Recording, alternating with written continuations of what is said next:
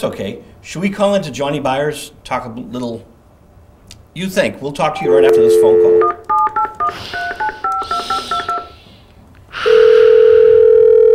Where was it?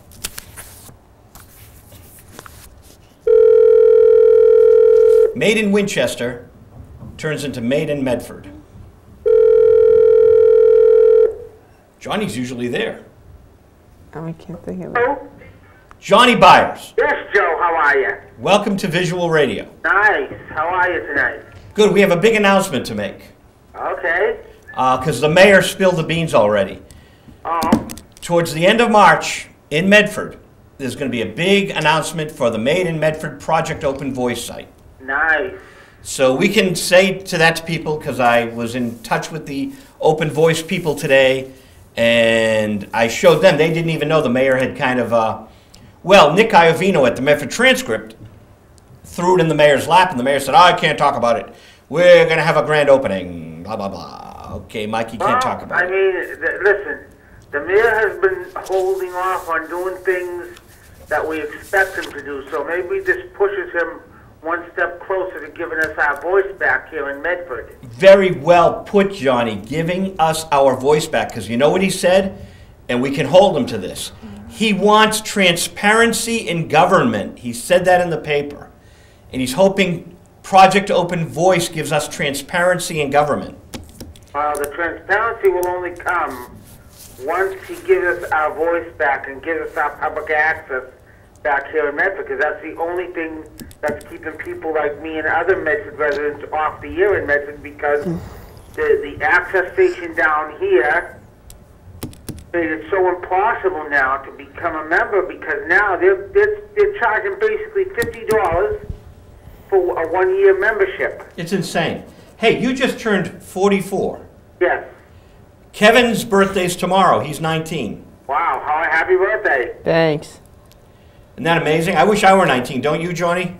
Well, some days we feel like we're younger than we are. Other days we feel we're 10 years older than we are. I was in a scary situation tonight. I'm coming back from Woburn, and it's snowing out up here, more intense than Medford, okay? Yeah.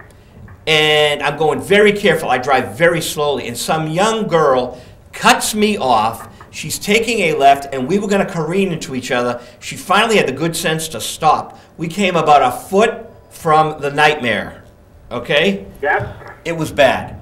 And these people don't think. I'm going slow, looking out for the other guy, and it was too late. She cut so quick, there was no way I was going to be able to stop. And man, they just don't get it. It's a snowstorm. We haven't had snow all year. They don't get it. Yep. Well, I know you being into the music like you are. The other day, Davy Jones of the Monkees passed away. Davy Jones passed away along with my Auntie Alice. My Aunt Alice died yesterday. Wow.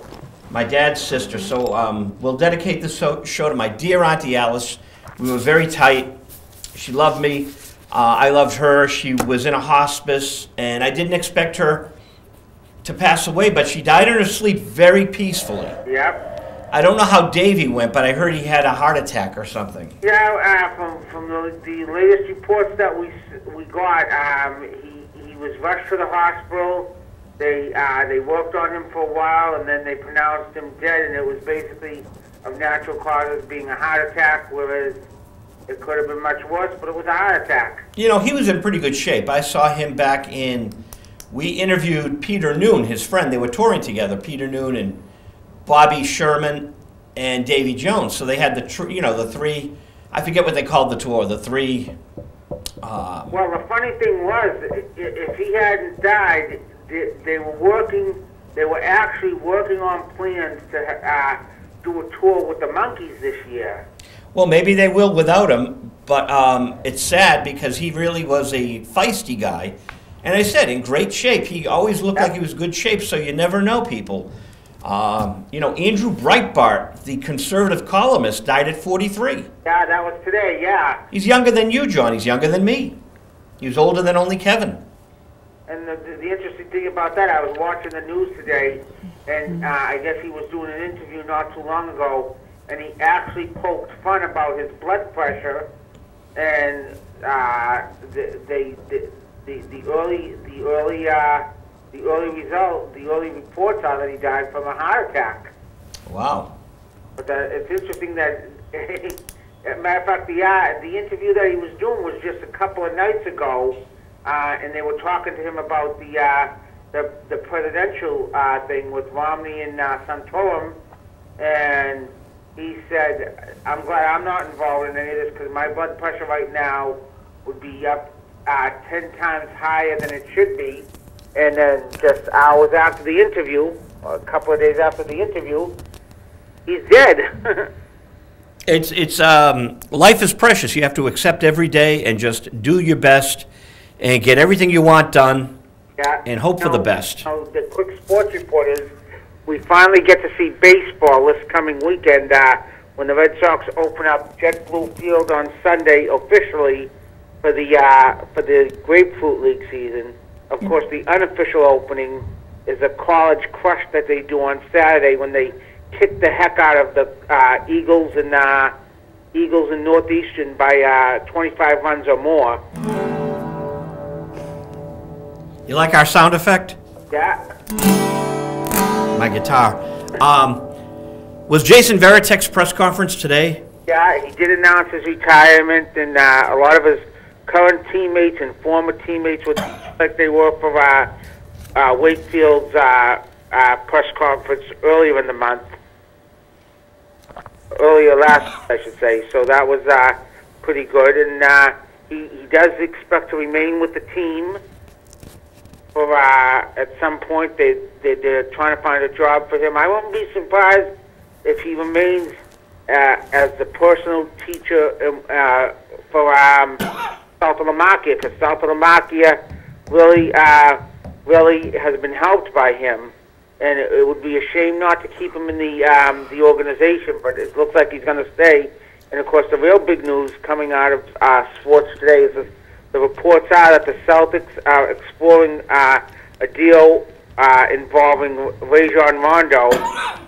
And one of the names that comes up, which I'm happy about, but I'm not so happy about, is Lamar Odom, who's with the Dallas Mavericks. Now, why am I happy and not so happy about that? One, Lamar Odom is a good player, but then you bring the sideshow of the Kardashians with you to Boston because he's married to Khloe Kardashian.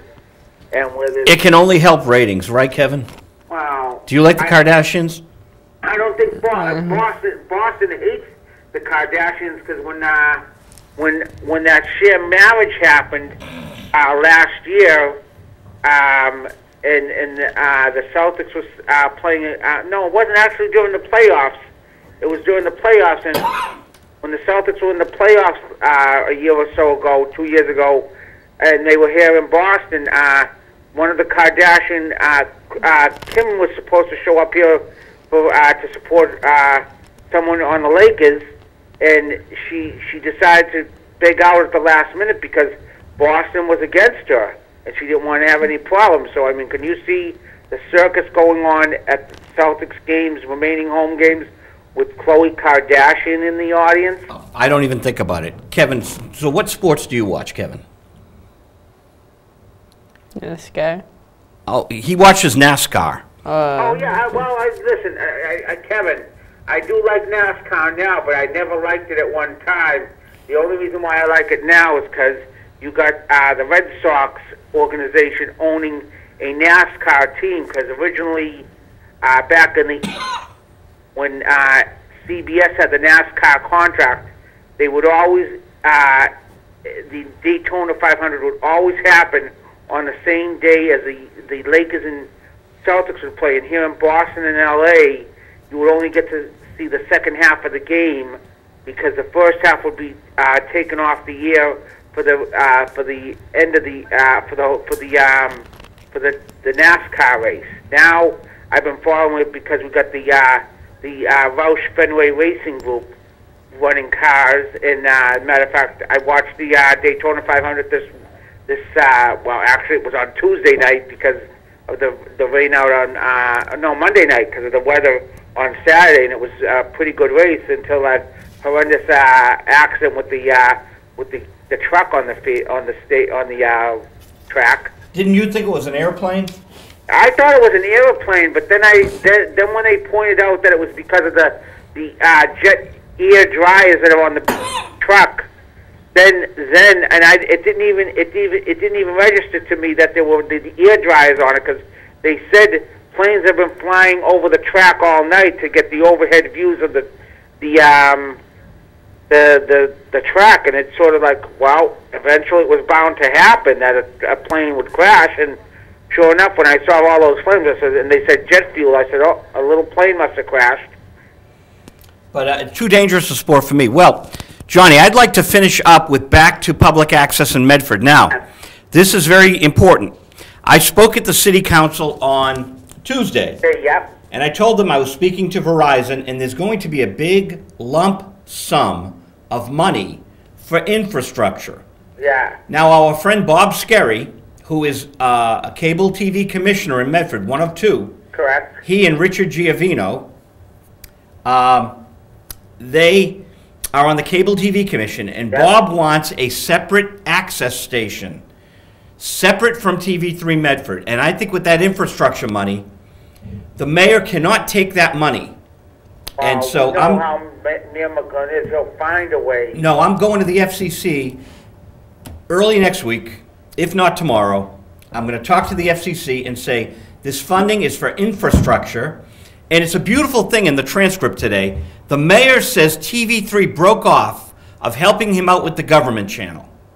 So we know Frank doesn't want to be involved with the government channel, probably unless they get the money. Right, well, I said to you on many occasions, the station manager at TV3 had said to me when I was doing my short-lived sports talk show that eventually he wanted to become the whole peg. Well, he's not qualified. The kid does not have the qualifications. Right. He is not competently handling. Right. Hold on, let me talk. The operations manager at TV3 is not competent in facilitating local programming. He has failed at outreach. He has failed as a human being. He's not nice to people, and he's raised the rates to $50. What is there for people at TV3? Nothing. Nothing, right. There's nothing there. You left. I'm here in Winchester. You know, Jimmy Morse is trying to get along with them. Marie Mazzio is trying to get along with them. But we see reruns of their old shows, Right. if any. Well, the thing was that the access station is set up in Medford to run everything out of that one station. So you could basically have the replays of the meetings running on perfect broadcast, everything from the high school channel being played through the access channel in Medford Square. But of course, that will never happen because the mayor wants to keep his tight rein on the money in his prized so-called general fund. Well, now the tide is turning because we have Verizon. And we're here on Verizon 36 people in Winchester, and people can see us. Half of Medford can now see this broadcast, and we're working on getting the other half. The people that get the feed from Arlington get to see our show. Right. The people that get the feed from Malden get to see Stoneham and Malden and other channels, Wakefield, which I'm joining again. So we're going to try to get Winchester on the Malden channel as well, and I believe that's going to happen. So now the mayor has Project Open Voice and Channel 36 Verizon to contend with. Right, because we know one of the things that we had talked about was the fact that TV3 was going to try to hold up this Verizon. Well, that's one of the board members talking ragtime, John. Right, and I said to you many times, do not listen to the ragtime talk of that individual. We do know that ain't going to be the case because Channel 38 will be on Channel 3 in Medford as it is in all other cities. So, I mean, no matter what other cities that have Verizon you go into, you'll find Channel 38 on Channel 3, which is My 38. But what they were trying to say was they were going to hold up everything because they were holding... John, again, you're belaboring the point with the person that talked ragtime. Not to sound like Bob Mayako throwing the gavel down, but it is my show. I know. And it's not a city council meeting. Yeah. But good old Uncle Bob, you gave it to him, I gave it to him. That's our Medford update, Mr. Mayor. Yep. Johnny, thanks for calling in, man. We'll be talking to you at some point tonight or even tomorrow. Bye-bye. And say happy birthday, Kevin. Happy birthday, Kevin. Thank you. It's the birthday show with Kevin Russo and Joe V. I won't sing happy birthday to you.